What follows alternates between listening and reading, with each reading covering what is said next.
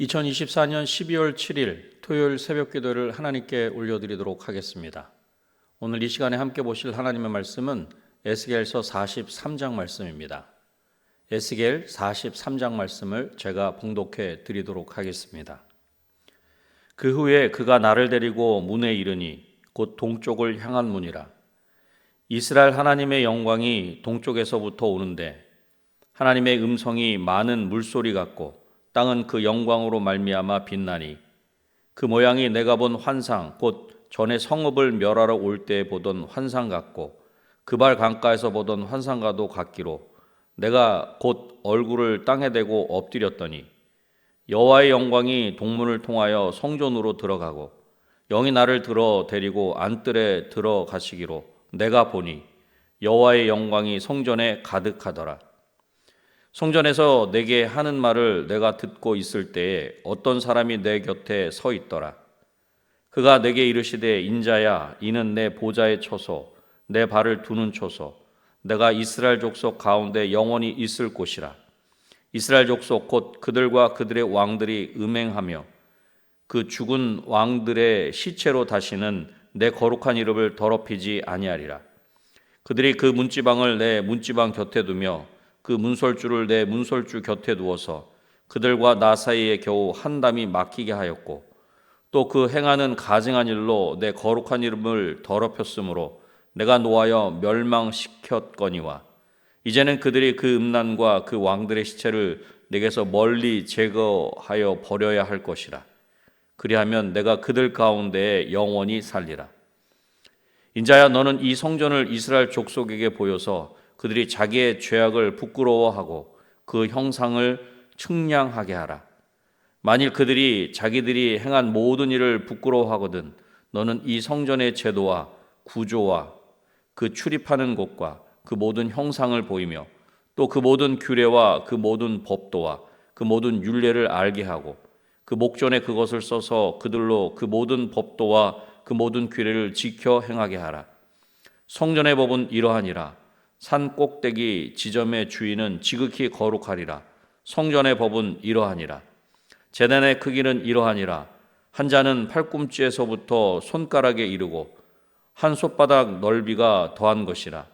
제단 밑받침의 높이는 한 척이요 그 사방 가장자리의 너비는 한 척이며 그 가로 둘린 턱의 너비는 한 뼘이니 이는 제단 밑받침이요 이 땅에 닿은 밑받침 면에서 아래층의 높이는 두 척이요 그 가장자리의 너비는 한 척이며 이 아래층 면에서 이 층의 높이는 네 척이요 그 가장자리의 너비는 한 척이며 그 번제단 위층의 높이는 네 척이며 그 번제하는 바닥에서 솟은 뿔이 넷이며 그 번제하는 바닥의 길이는 12척이요 너비도 12척이니 네모 반듯하고 그 아래층의 길이는 14척이요 너비는 14척이니 네모 반듯하고 그 밑받침에 둘린 턱의 너비는 반척이며 그 가장자리의 너비는 한 척이니라. 그 층계는 동쪽을 향하게 할지니라.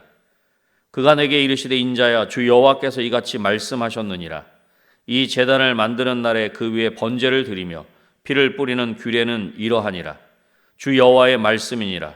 나를 가까이하여 내게 수종드는 사독의 자손 레위 사람 제사장에게 너는 어린 수송아지 한 마리를 주어 속죄 제물을 삼되 내가 그 피를 가져다가 제단의 네 뿔과 아래층 네 모퉁이와 사방 가장자리에 발라 속죄하여 제단을 정결하게 하고 그 속죄 제물의 수송아지를 가져다가 성전에 정한 처소 곧 성소 밖에서 불사를 찌며 다음 날에는 흠없는 순염소 한 마리를 속죄 제물로 삼아 드려서 그 제단을 정결하게 하기를 수송아지로 정결하게 함과 같이 하고 정결하게 하기를 마친 후에는 흠없는 수송아지 한 마리와 때 가운데에서 흠없는 순양 한 마리를 들이되 나 여호와 앞에 받들어다가 제사장은 그 위에 소금을 쳐서 나 여호와께 번제로 드릴 것이며 7일 동안은 매일 염소 한 마리를 갖추어 속죄 제물을 삼고 또 어린 수송아지 한 마리와 때 가운데에서 순양 한 마리를 흠없는 것으로 갖출 것이며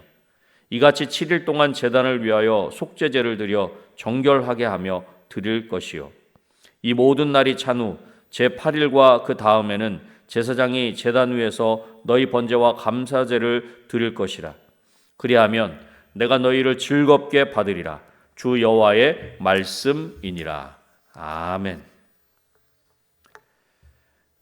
본문 2절을 통해서 놀랍게도 이스라엘 하나님의 영광이 동쪽에서부터 오는데 그의 음성은 많은 물이 흐르는 소리와도 같고 땅은 그의 영광의 광채로 환해졌음을 말씀하고 있습니다. 오늘 본문인 에스겔서 43장을 통해서 하나님 앞에서라는 제목으로 말씀을 나누고자 합니다. 이렇게 영광의 광채로 역사하시는 하나님 앞에서 우리는 어떻게 해야 합니까? 첫 번째로는 엎드려야 합니다. 에스겔 선지자는 인도자를 따라서 성전의 동쪽 문에 이르게 됩니다. 보통 동문은 하나님께서 사용하시는 문으로 바깥 동문과 안쪽 동문 사이에 서 있던 에스겔 선지자는 바깥 동문으로 들어가시는 하나님의 영광을 보게 된 것입니다. 하나님의 음성이 많은 물소리와 같고 땅은 하나님의 영광으로 말미암아 빛나게 되었다는 것입니다. 이러한 하나님의 영광 앞에서 에스겔 선지자는 얼굴을 땅에 대고 엎드립니다. 3절 말씀입니다. 그 모양이 내가 본 환상 곧 전에 성읍을 멸하러 올 때 보던 환상 같고 그발 강가에서 보던 환상과도 같기로 내가 곧 얼굴을 땅에 대고 엎드렸더니. 이것은 하나님 앞에서 자신을 온전히 낮추는 것으로 인생이 감히 하나님을 뵐 수 없다는 것을 행동으로 표현하는 것입니다. 그렇습니다. 이처럼 하나님을 경외하는 모습이 우리 인생의 원래의 모습입니다. 이렇게 우리 자신을 온전히 낮출 때 비로소 하나님을 배울 수 있는 것입니다. 에스겔 선지자가 얼굴을 땅에 대고 엎드렸을 때 여호와의 영광이 동문을 통하여 성전으로 들어가고 여호와의 영광이 성전에 가득한 것을 보았다는 것입니다. 본문 4절로 5절 말씀입니다. 여호와의 영광이 동문을 통하여 성전으로 들어가고 영이 나를 들어 데리고 안뜰로 들어가시기로 내가 보니 여호와의 영광이 성전에 가득하더라. 이것은 마치 광야에서 성막을 완성한 후에 여호와의 영광이 가득한 것과 솔로몬이 성전을 완성한 후에 성전에 하나님의 영광이 가득한 것과 같은 것입니다. 사랑하는 성도 여러분, 하나님 앞에서 우리 자신을 낮추며 엎드리는 것이 우리가 해야 할 마땅한 모습인 줄로 믿습니다. 이렇게 하나님 앞에서 낮추고 엎드릴 때 하나님의 영광을 볼 수 있는 것입니다. 영광의 광채로 역사하시는 하나님 앞에서 엎드려야 한다는 첫 번째 대지를 통해 이렇게 우리에게 질문해 보면 좋겠습니다. 하나님 앞에서 우리의 모습, 나의 모습은 어떠합니까? 우리 자신을 낮추며 엎드리고 있습니까? 아니면 우리 자신을 높이며 목이 굳은 모습으로 나아가고 있습니까? 하나님 앞에서 우리 자신을 낮추고 엎드리는 저와 여러분이 되시기를 주님의 이름으로 축원합니다. 하나님 앞에서 우리는 어떻게 해야 합니까? 두 번째로 제거해야 합니다. 하나님은 이스라엘이 범죄함으로 말미암아 예루살렘과 성전을 떠나셨습니다. 하나님께서 이렇게 이스라엘 백성들이 중심이라 할 수 있는 예루살렘과 성전을 떠나신 것은 매우 충격적인 사건이라 할 수 있을 것입니다. 그러나 이것은 우리는 이 충격적인 사건을 통해서 깨달아야 합니다. 그것은 성전이 아무리 웅장하고 아름답다고 해도 그곳에 하나님께서 계시지 않는다면 그곳은 더 이상 성전이 아니라는 것입니다. 그런데 이렇게 성전을 떠나셨던 하나님께서 동쪽 문을 통해 성전으로 들어오셔서 그곳을 영원한 처소로 삼으신다는 것입니다. 7절 말씀입니다. 그가 내게 이르시되 인자야 이는 내 보좌의 처소 내 발을 두는 처소 내가 이스라엘 족속 가운데 영원히 있을 곳이라.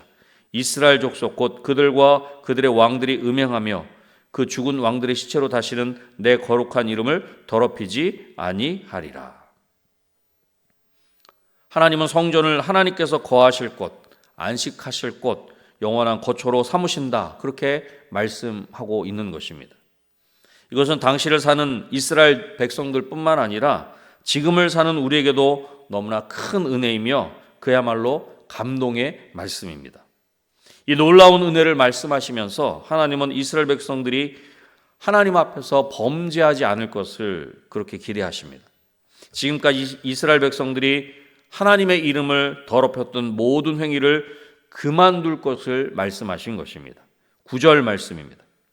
이제는 그들이 그 음란과 그 왕들의 시체를 내게서 멀리 제거하여 버려야 할 것이라. 그리하면 내가 그들 가운데 영원히 살리라. 멀리 제거하여 버려야 할 것이라. 그리하면 내가 그들 가운데 영원히 살리라. 그 모든 죄악을 멀리 제거하여 버리면 하나님께서 그들 가운데 영원히 사신다는 것입니다. 그렇습니다. 하나님께서 하나님의 자녀인 우리에게 원하시는 것은 영원히 함께 살기를 원하시는 것입니다. 그러나 그렇게 영원히 함께 살기 위해서는 죄를 멀리 제거해야 합니다. 하나님 앞에서 우리는 어떻게 해야 합니까? 두 번째로는 제거해야 한다라고 그렇게 말씀드렸습니다. 이 두 번째 대지를 통해 이렇게 우리에게 질문해 보면 좋겠습니다. 우리 각자의 삶에서 멀리해야 할 것은 어떤 것입니까? 그리고 제거해야 하는 것이 있다면 그것은 무엇입니까? 하나님 앞에서 죄를 멀리 제거하여 버리는 저와 여러분이 되시기를 주님의 이름으로 축원합니다.